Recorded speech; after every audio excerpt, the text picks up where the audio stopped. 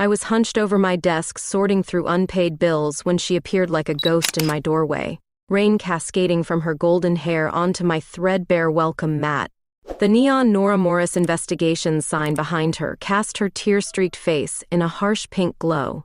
What struck me wasn't her beauty, though she had plenty of that, but the way she clutched a vinyl record to her chest like it was keeping her heart from spilling out. "Are you Nora Morris?" Her voice cracked, barely audible above the pounding rain against my office windows. I nodded, shoving the final notice from my landlord under a stack of case files. 7 years as Santa Ana's most stubborn private investigator, and this is what I had to show for it.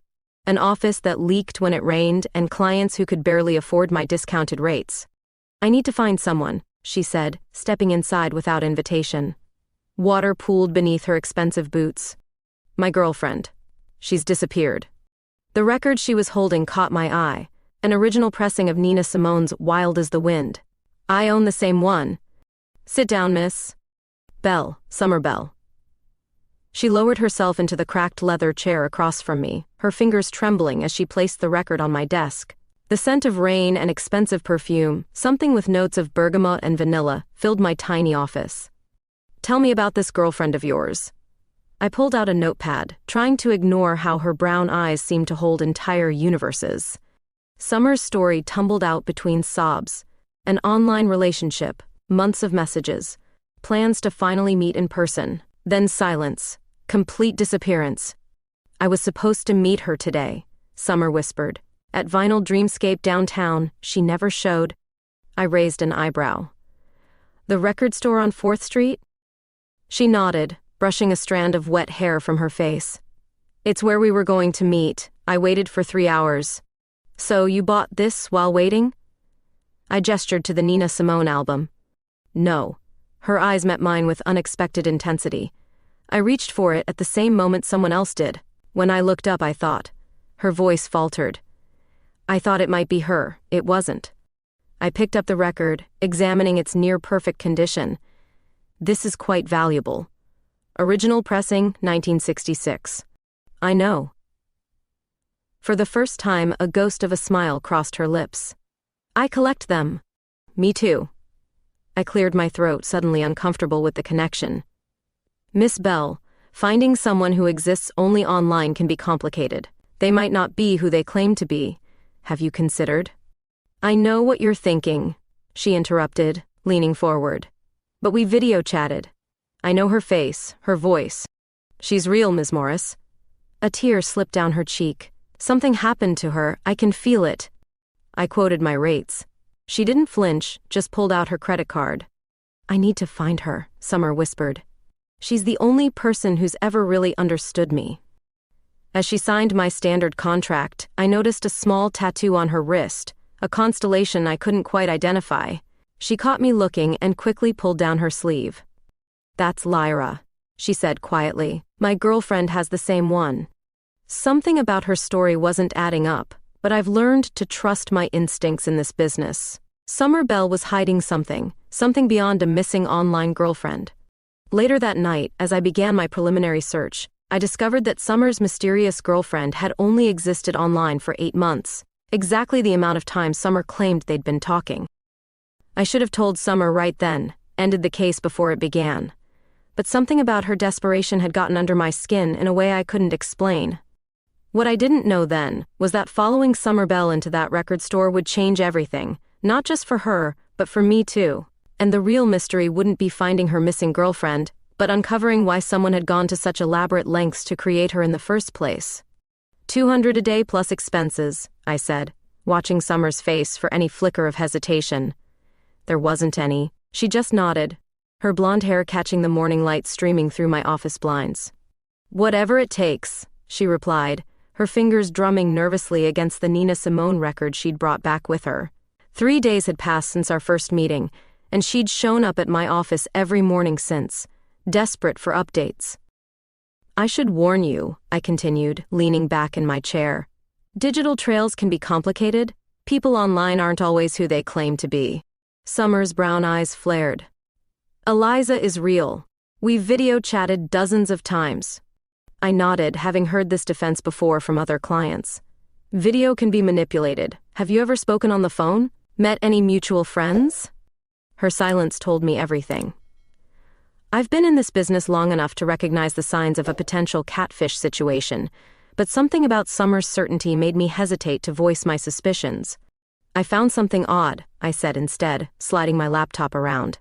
Eliza's social media accounts only go back 8 months, all created within the same week. Summer leaned forward, her perfume, something expensive with vanilla notes, briefly clouding my senses. That's when she moved to Santa Ana. She told me she started fresh after leaving her ex. I nodded, making a note. Either Summer was being played or there was something more complicated happening. Neither scenario explained why my pulse quickened whenever she leaned close to examine evidence. By mid-afternoon, I'd compiled a preliminary report. Eliza's digital footprint was suspiciously perfect, active enough to seem legitimate, but with no connections to verifiable people or places. No workplace listed, no family tagged in photos. Even her last name, Rivera, yielded nothing useful in my databases. Summer insisted on joining me for surveillance that evening. Against my better judgment, I agreed. If she shows up at any of her usual haunts, you'll recognize her immediately, I explained, pulling my car into a spot across from a cafe Eliza had supposedly mentioned frequenting. The stakeout stretched into hour 3. Summer fidgeted beside me, her knees occasionally brushing against mine in the confined space of my aging Buick. The contact sent unexpected jolts through me each time. "Tell me about yourself," she said suddenly, turning those intense brown eyes on me. "How does someone become a private investigator?" I kept my gaze fixed on the cafe door. Failed cop who couldn't stand the bureaucracy. "That's the what, not the why," she pressed, shifting closer. Something about her directness broke through my carefully maintained professional distance. "My sister disappeared when I was 19, I admitted. Police closed the case after 3 months. I never did." "Did you find her?" Summer's voice had softened. "Eventually." I didn't elaborate on the cemetery plot or the years spent hunting the man responsible. Some stories weren't meant for first dates. Not that this was a date at all, I reminded myself firmly. "I'm sorry," she whispered, her hand briefly touching mine. The contact lasted only seconds, but I felt the warmth lingering long after she'd pulled away. I cleared my throat. "What about you? What do you do when you're not searching for missing online girlfriends?" "I restore vintage instruments," she said. "Mostly pianos, but I do some work with string instruments too." That explained her hands, strong but delicate, with calluses I'd noticed when she'd handed me her credit card.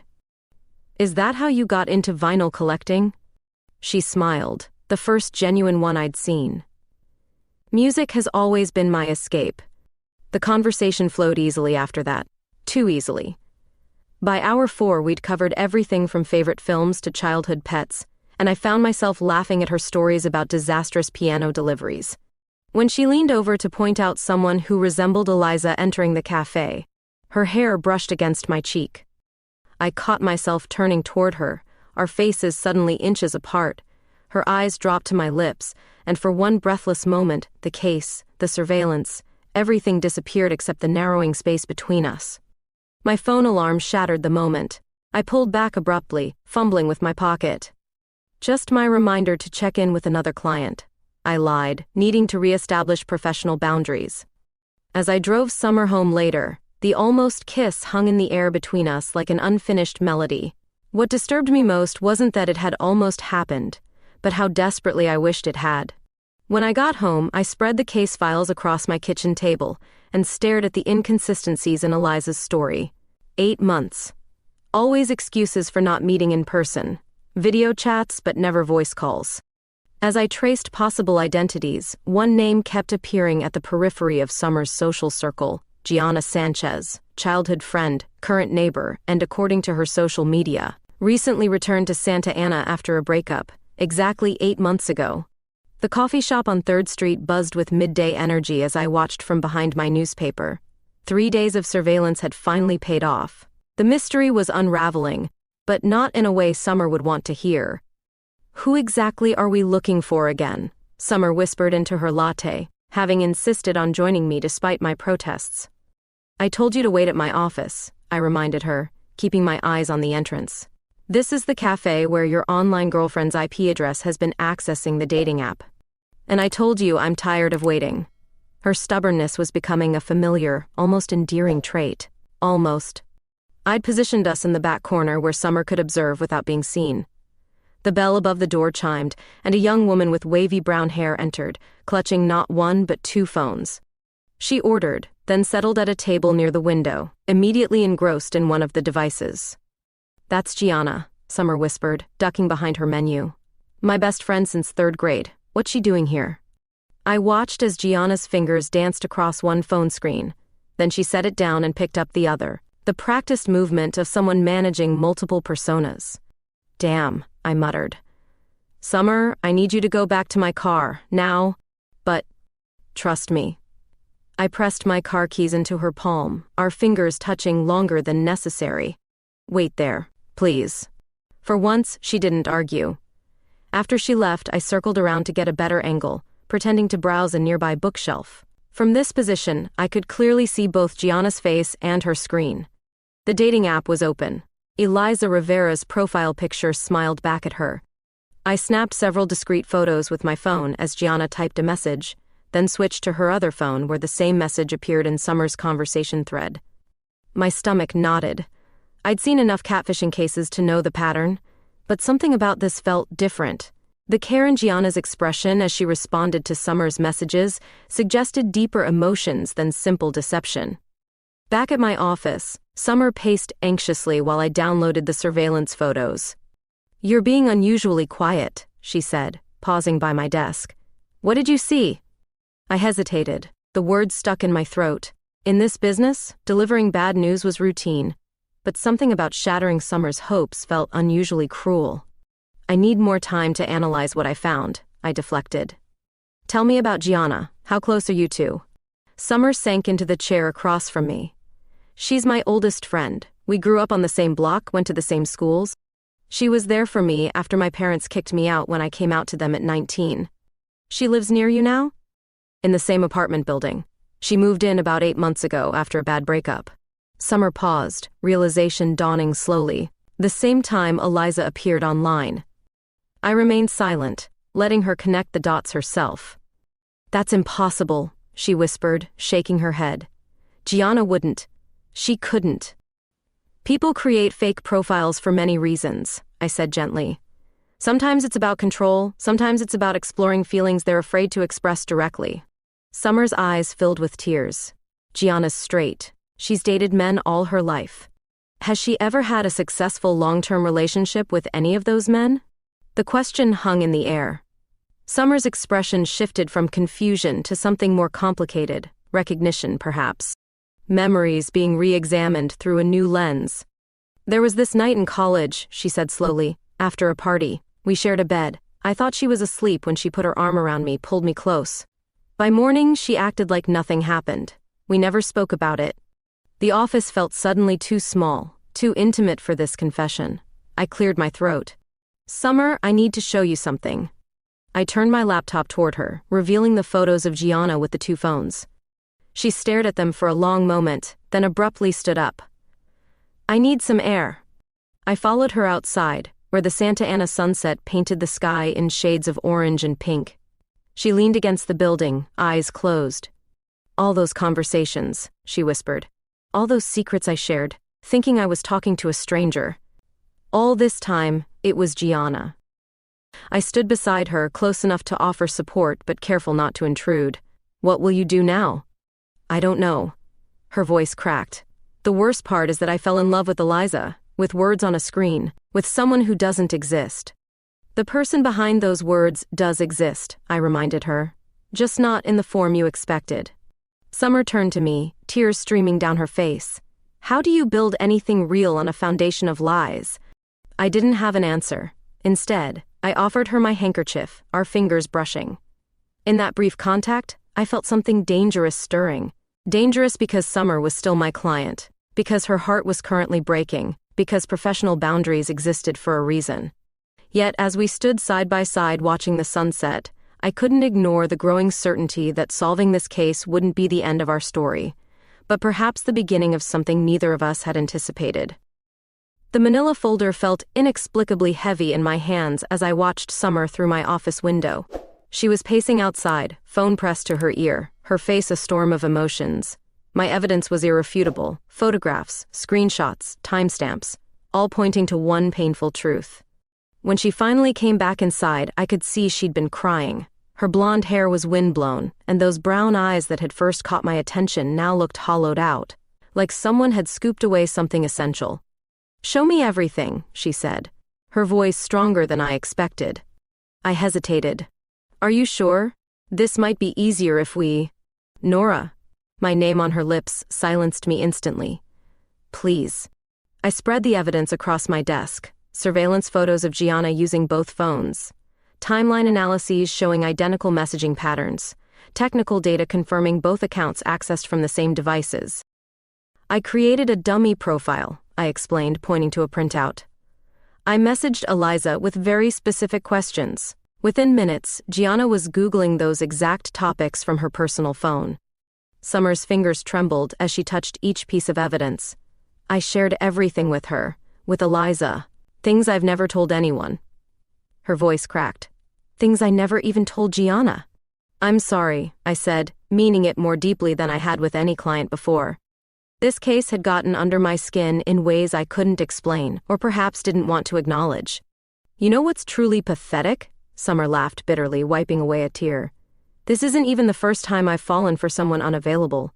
My entire relationship history is a catalog of women who were either already committed, straight, or emotionally unavailable." "There's nothing pathetic about hope," I said softly. Summer looked up, her gaze locking with mine. "Is that what kept you going?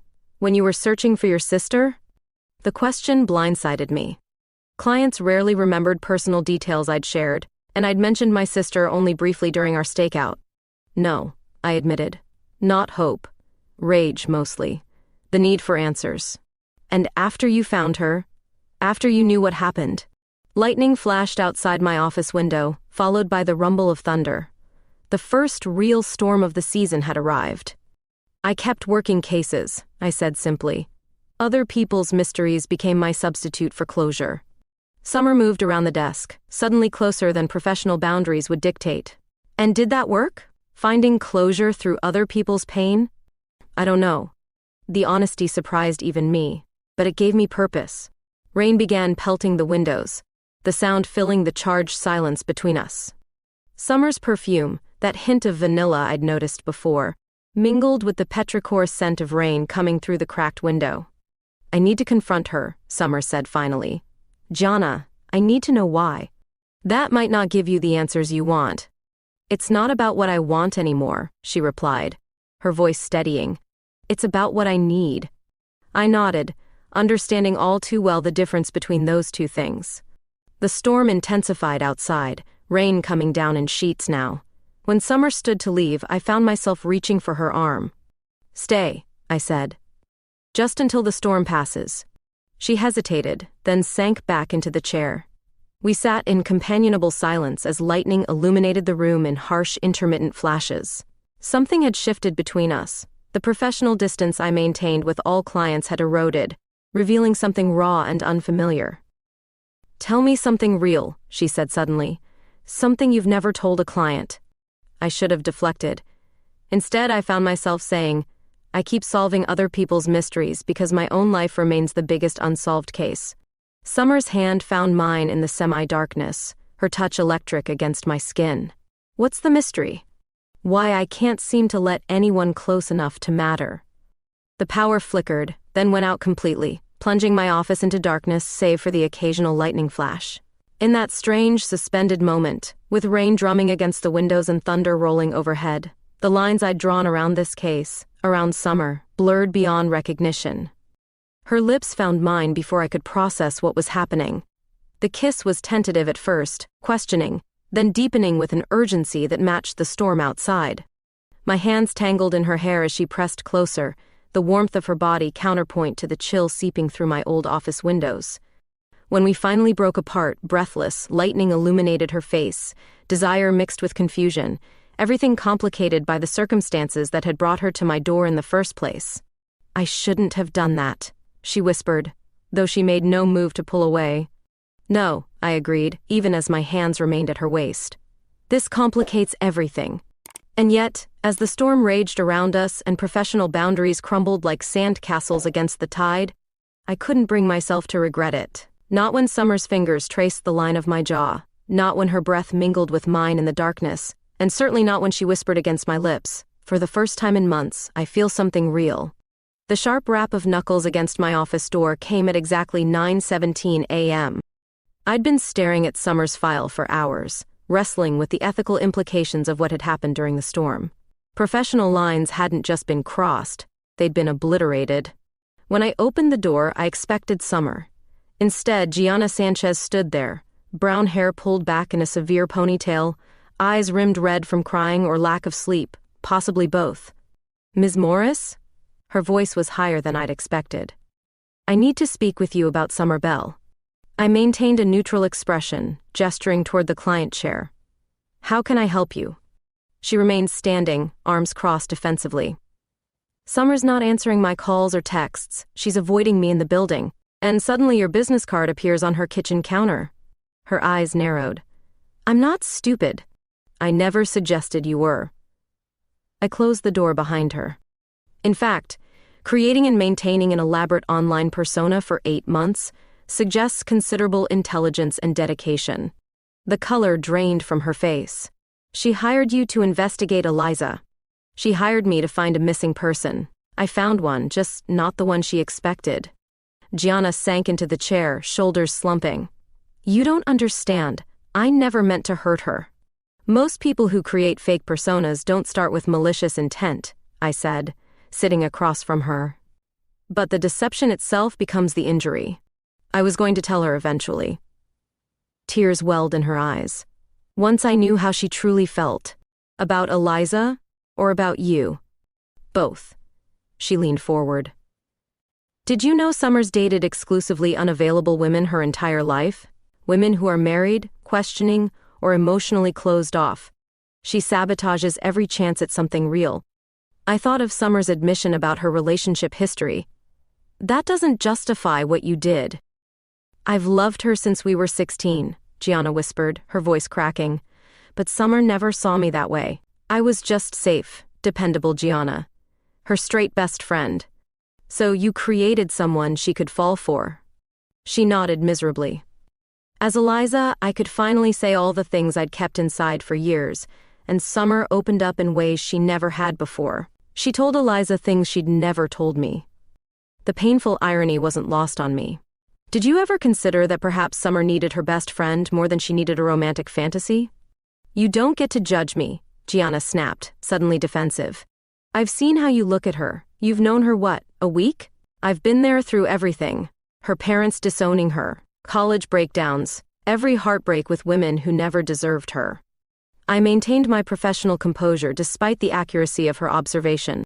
"My relationship with Ms. Bell is professional." Gianna's laugh was hollow. "Right, that's why she came home yesterday with her lips swollen and that look in her eyes.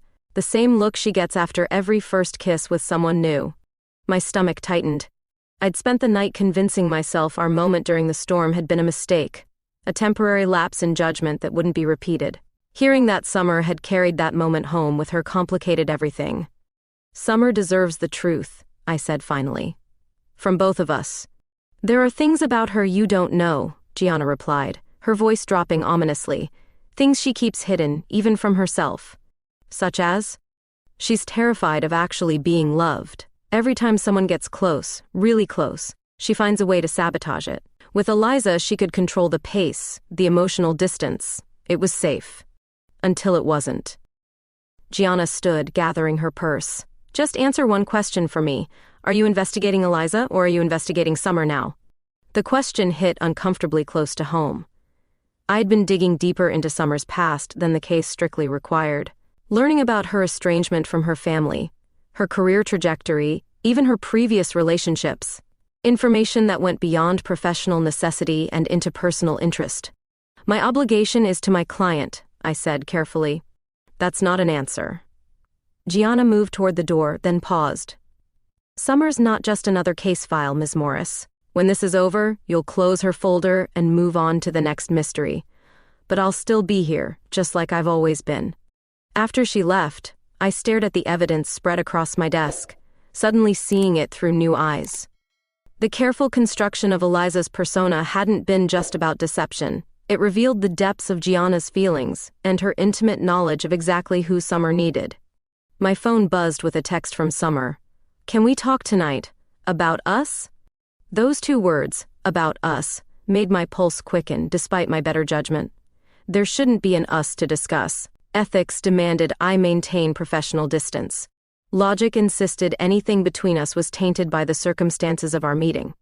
Yet as I typed my reply, "My office, 7 p.m., I knew I was already too invested to walk away. The case had become personal in ways I'd never anticipated, and for the first time in my career, finding the truth felt secondary to protecting someone I was growing to care about. Whatever was developing between Summer and me, I couldn't ignore Gianna's warning. If Summer had a pattern of sabotaging relationships, was I just the next in line? Or was I, like Gianna, constructing an idealized version of someone I barely knew? She didn't show up at 7, or at 8. By 9, I'd convinced myself Summer wasn't coming at all. 2 weeks of silence stretched between us since that storm-charged kiss in my darkened office, 2 weeks of unreturned calls and unanswered texts. I'd begun to wonder if the case had quietly closed itself, until her payment cleared my account with a substantial bonus and a note, "For services rendered. Case closed. SB." I should have been relieved.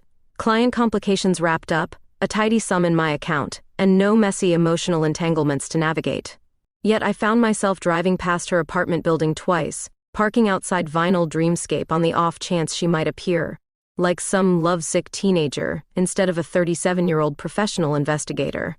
"You're pathetic, Morris," I muttered to myself, tossing another dead-end file onto my desk. The office felt emptier somehow, though nothing had physically changed. The phone rang, a new client with a standard case, suspected cheating husband, predictable patterns, the kind of work that paid the bills but never challenged me. I set up an appointment for the following day, already dreading the familiar routine. "Nora Morris Investigations," I answered mechanically when the phone rang again an hour later. "I need someone followed." The voice was deliberately lowered, almost comically disguised. "I charge $200 a day plus expenses," I replied flatly. "Name and relevant details?" "Summer Bell. I need to know if she's seeing someone." I sat up straighter, immediately alert. "Who is this? Does it matter? I'm willing to pay double your rate for discretion." The voice was familiar beneath the affected tone. "Miss Sanchez, I don't appreciate games." A moment of silence then. "How did you know?" "It's my job to know." I leaned back in my chair. "Why are you calling me to follow Summer when you live in the same building?" "She's avoiding me," Gianna admitted, dropping the pretense. "And I saw her getting dressed up yesterday. Nice dress, makeup, the works. She hasn't done that since.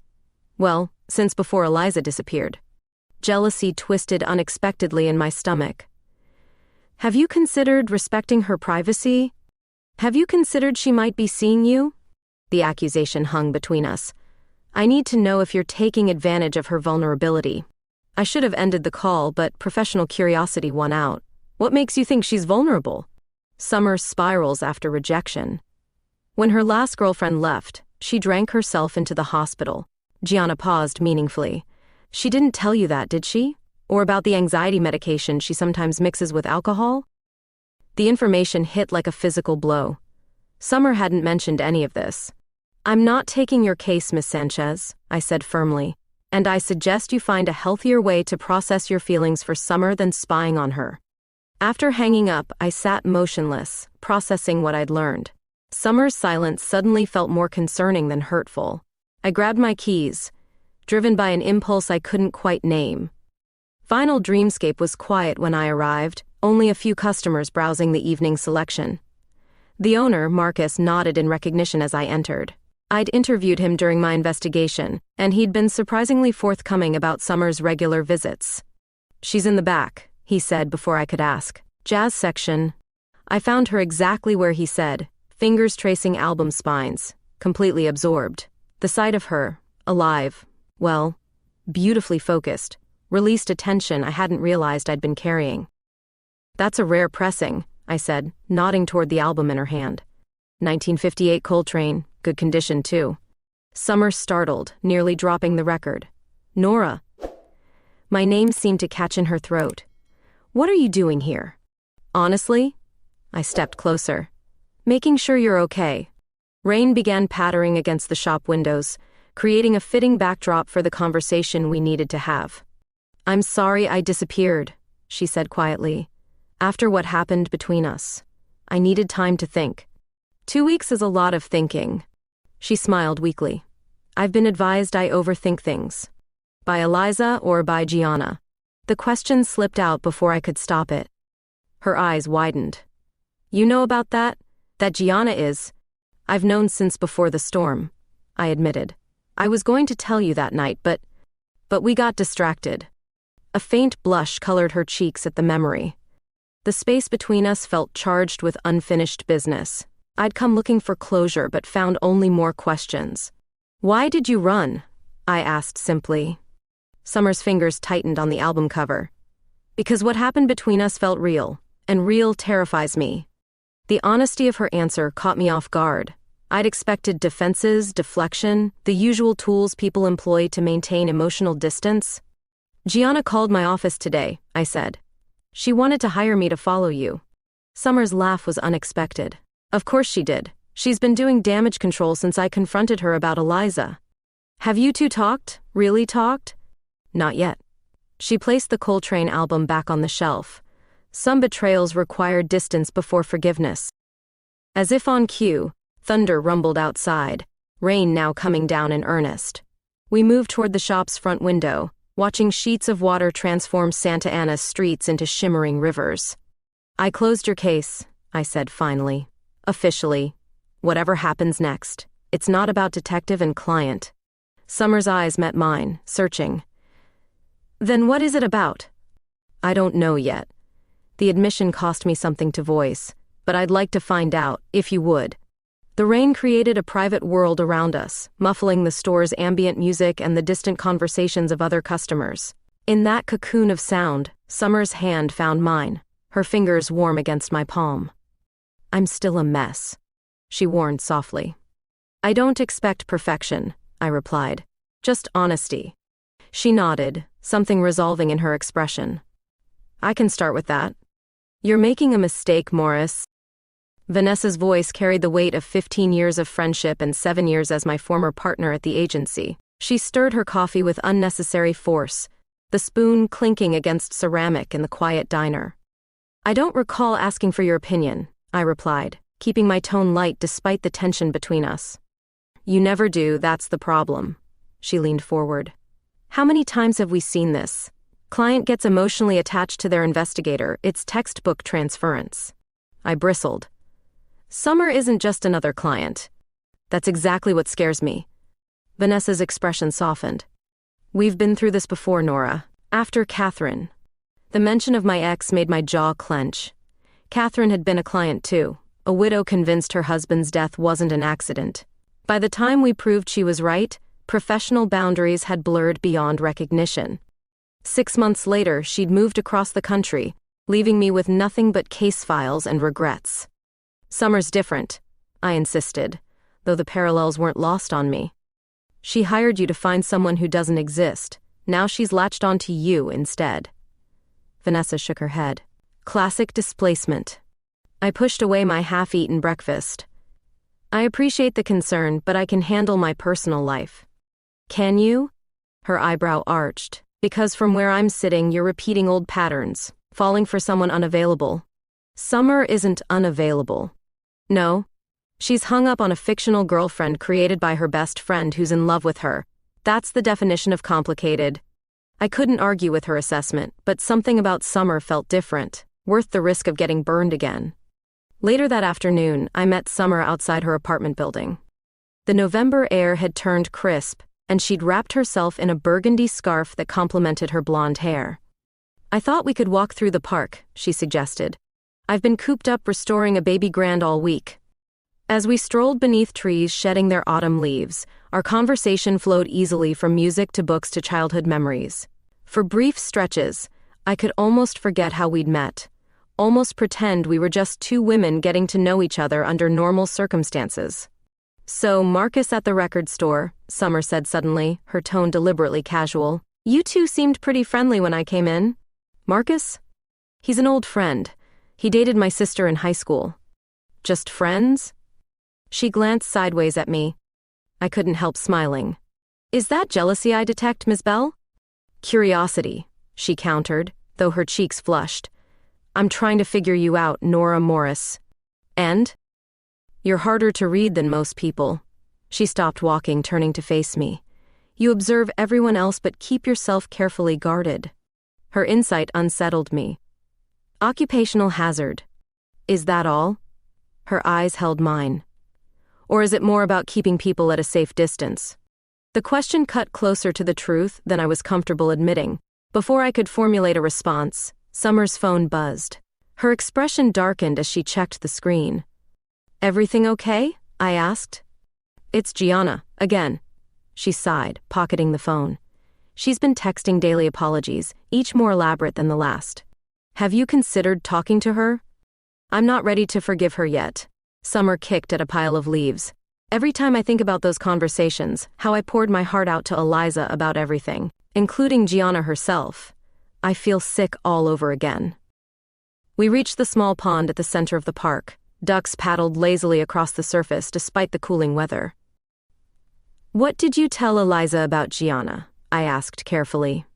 Summer's laugh was hollow. "That I sometimes wondered if we could ever be more than friends. That I'd had feelings for her in college but buried them when she started dating Brian." She shook her head. "Can you imagine how that fed her deception, knowing I'd once wanted her?" The irony wasn't lost on me. Sometimes the people closest to us are the hardest to see clearly. As evening approached, we walked back toward Summer's apartment. The comfortable silence between us shifted when she suddenly stopped outside her building. "Do you want to come up?" she asked. "I have that original pressing of Nina Simone we could listen to." The invitation hung between us, its subtext clear. My common sense warned against rushing into anything, but the pull toward her was magnetic. Upstairs, her apartment was exactly as I'd imagined. Warm colors, bookshelves overflowing with vinyl records and music biographies, a baby grand piano commanding the main living space. The place fit her perfectly. As the opening notes of "Wild is the Wind" filled the room, Summer stepped closer to me, her eyes never leaving mine. When her lips met mine, the kiss was different from our first, not born from storm-charged impulse but from deliberate choice. My hands found her waist, pulling her closer as the music swelled around us. Her fingers tangled in my hair, her body warm and responsive against mine. When we broke apart, breathless, I saw no hesitation in her eyes, only certainty. "Stay," she whispered against my lips. Later, as rain began pattering against her bedroom window in a gentle rhythm that mimicked our breathing, I watched Summer sleeping beside me. Vanessa's warnings echoed in my mind, mixing with my own doubts. Was this just another case of getting too involved? Another mistake I'd regret? Summer stirred, her hand finding mine in the darkness. "I can hear you thinking," she murmured sleepily. "Sorry." I pressed a kiss to her shoulder. "Don't apologize." She turned to face me. "Just promise me something." "What's that?" "Promise this isn't just another case to solve." Her vulnerability in that moment was palpable. "Promise I'm not just another mystery to figure out and file away." I traced the line of her cheek with my fingertip. "You're definitely not that," I whispered, hoping it was a promise I could keep. The coffee shop was neutral territory, busy enough to provide ambient noise but quiet enough for the conversation that needed to happen. Gianna sat across from Summer, her fingers nervously tracing the rim of her untouched latte. I watched from a table across the room, close enough to intervene if needed, but giving them the space Summer had requested. "I just need you nearby," she'd explained that morning, "in case I can't go through with it." Now, observing their body language, Summer's crossed arms and Gianna's hunched shoulders, I wondered if this confrontation had come too soon or not soon enough. I couldn't hear their conversation over the espresso machine's hiss and the indie folk music playing overhead, but I could read the shifting emotions on their faces. Summer's initial coldness gradually softened, Gianna's defensive posture slowly relaxed. When Summer wiped away a tear, Gianna reached across the table, hesitant, until Summer nodded and allowed her to take her hand. My chest tightened at the intimacy of the gesture. They shared a history I could never be part of. Years of friendship, inside jokes, shared milestones. Against that backdrop, my 2-month relationship with Summer felt gossamer thin by comparison. After nearly an hour, Summer glanced my way and nodded. I approached their table, tension crackling beneath my professional smile. "Nora," Summer said, her voice steadier than I'd expected. "Gianna was just explaining why she created Eliza." Gianna looked up at me, her eyes red-rimmed but clear. "I was telling Summer that I never meant it to go as far as it did. It started as a way to say things I couldn't say as myself, and ended up becoming an elaborate deception," I finished for her. "Yes." She didn't flinch from the accusation. "I've been in love with Summer since we were teenagers, but I didn't know how to tell her. I was afraid of losing her friendship." "So you created someone perfect for me instead," Summer said softly. "Eliza wasn't perfect," Gianna countered. "She was just me without my fears. Everything she said to you, every feeling, every thought, that was all real, just delivered through a different messenger." I remained standing, suddenly feeling like an intruder in a conversation too intimate for witnesses. "I should give you two some privacy." Summer's hand caught mine, anchoring me in place. "Stay, please." The gesture wasn't lost on Gianna, whose eyes flickered between us. "I see you two have gotten close." "We have," Summer confirmed, her grip tightening on my hand. A tense silence followed, broken by the arrival of an unexpected visitor. A tall woman with Summer's eyes and a stern expression that suggested disapproval was her default setting. "Summer?" The woman's cultured voice carried across the cafe. "I thought that was you." Summer's entire body tensed. "Mom, what are you doing in Santa Ana?" "Your father has a conference. We're staying through the weekend." Her gaze slid dismissively over Gianna before landing on me with sharper interest. "Aren't you going to introduce us?" The temperature seemed to drop several degrees as Summer reluctantly made introductions. "Mom, this is Nora Morris. Nora, this is my mother, Eleanor Bell." I extended my hand. "Pleased to meet you, Mrs. Bell." Her handshake was brief, assessing. "And how do you know my daughter?" Before I could answer, Summer interjected. "Nora is my girlfriend." The word hung in the air between us. We hadn't yet defined what we were to each other, though we'd been seeing each other exclusively since that rainy night in her apartment 6 weeks ago. Eleanor's lips tightened.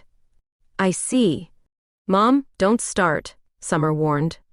I merely said, "I see," Eleanor replied coolly. "Your father and I are having dinner at Montage tomorrow night. You should join us." Her gaze included me in the invitation, though without warmth. "Both of you." After she left, Summer released a shaky breath. "Well, that was unexpected." "You don't have to go," I assured her. "Or if you do, I don't need to come along." "No." Her voice strengthened with resolve. "I want you there. I'm done hiding who I am from them." Gianna cleared her throat, reminding us of her presence. "I should go." As she gathered her things, Summer caught her wrist. "We're not finished, Guy. This conversation, us working through this, it matters to me." Something passed between them, a silent communication born from decades of friendship. Gianna nodded, her expression softening. "Take all the time you need. I'm not going anywhere." Later that evening, as Summer and I prepared dinner in my small kitchen, she finally addressed what had happened at the cafe. "I called you my girlfriend," she said, chopping vegetables with more focus than necessary. "I hope that was okay." I kept my tone casual despite my racing heart. "Depends. Did you mean it?" She set down the knife, turning to face me. "I did, but I understand if it's too soon, or if you're not looking for." I silenced her with a kiss, gentle but definitive. "I'm looking for exactly this," I murmured against her lips. Relief flooded her expression. "Good, because I'm falling in love with you, Nora Morris, and that terrifies me in the best possible way." The simple honesty of her declaration knocked the breath from my lungs. I'd been holding back those very words, afraid they might spook her, or worse, that they might not be returned. "I'm falling in love with you too," I admitted, the truth of it settling into my bones. "And I'm not even slightly afraid." It was a lie, of course. I was terrified. Terrified of how quickly Summer had become essential to me. terrified of meeting her parents, of navigating her complicated friendship with Gianna, of all the ways this relationship could fracture under pressure. But watching her smile bloom at my words, I knew some fears were worth facing head-on. 3 months can change everything. The winter rain had given way to early spring sunshine, casting golden light through my office windows as I sorted through case files. Business was good, too good, almost. I'd had to turn down 3 potential clients this week alone. The manila envelope arrived by courier just after noon. No return address, just my name scrawled in familiar handwriting.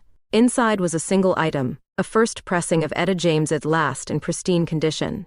Tucked into the sleeve was a note card with an address in the hills overlooking Santa Ana and 2 words, "Find me."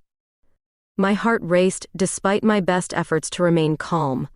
Summer and I hadn't spoken in 3 weeks, not since our argument about her taking a restoration job in New York. She'd asked for space, and I'd given it, though every day without her felt like walking around with a vital organ missing. The address led me to Vinyl Dreamscape, where Marcus greeted me with a knowing smile. "Been expecting you," he said, nodding toward the back of the store. "Jazz section." Deja vu washed over me as I made my way through the familiar aisles. Summer stood exactly where she had been the day we reconnected after her disappearance, fingers tracing album spines, blonde hair catching the afternoon light. When she turned, her smile was tentative but warm. "You found me." "I am a detective," I reminded her, keeping my distance despite the urge to close the gap between us. "Finding people is what I do." She laughed softly. "Some people are worth being found." We stood in silence, the space between us charged with unspoken words. "I didn't take the job," she said finally. "The one in New York." "Oh?" I kept my voice neutral, though hope flared in my chest. Summer reached for a record, the same Nina Simone album we'd both grabbed for the day we met. "Remember this?" "Hard to forget. It's what brought you into my office." "No," she corrected gently. "What brought me to your office was a lie, a fiction I needed to believe. This," she tapped the album cover, "this was our real beginning." She held out the record, and when I took it from her, our fingers brushed deliberately. "I've been thinking about beginnings lately," she continued, "and regrets, and second chances." "Any conclusions?" I asked, my voice steadier than I felt. "Just one." Summer stepped closer. "Life's too short to run from the things that scare you, especially when they're exactly what you want." The 3 weeks apart had changed something in her, a new certainty in her eyes, a grounded presence I hadn't seen before. "I went to see my parents," she explained, answering my unasked question. "Really see them, not just the obligatory dinner where everyone pretends nothing's wrong." "How did that go?"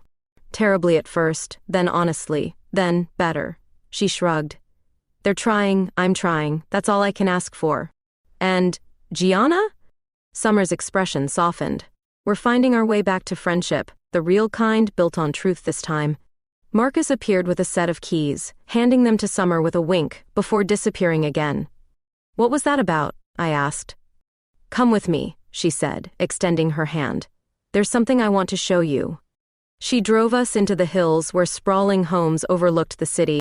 The house at the end of the winding road was smaller than its neighbors but perfectly situated to catch the sunset over Santa Ana. "What is this place?" I asked as Summer unlocked the front door. She led me inside to a sun-drenched living room with floor-to-ceiling windows and, most prominently, a beautiful space clearly designed for a grand piano. "It's mine," she said simply. "I just closed on it yesterday." I walked to the windows, taking in the view. "It's beautiful." "The acoustics are perfect for recording," she explained, moving to stand beside me. "I'm starting a restoration and recording studio. Classic instruments, analog recordings. No more traveling for work." The implication wasn't lost on me. "Putting down roots?" Summer nodded, reaching for my hand. "I'm done running, Nora." She led me to a built-in bookshelf where several vinyl records were already displayed: Nina Simone, Etta James, Coltrane, the soundtrack of our relationship. "I have something for you." She reached into her pocket and pulled out a small key. "It's not exactly romantic, but..." I took it, raising an eyebrow in question. "It's your drawer," she explained, "and closet space, and whatever else you might need, for when you stay over, which I'm hoping will be often." The simplicity of the gesture, so practical, so quintessentially summer, made my throat tight with emotion. "There's just one problem," I said, closing my fingers around the key. Summer's expression faltered. "What's that?" "I'm a detective. I tend to keep irregular hours. I might need more than just a drawer." She caught her breath. "What exactly are you suggesting, Ms. Morris?" I stepped closer, cupping her face in my hands. "I'm suggesting that after 3 months of falling in love with you, I've collected enough evidence to know I want more than occasional stays." "Is that your professional assessment?" A smile played at her lips. "No," I whispered, drawing her closer. "That's my heart talking."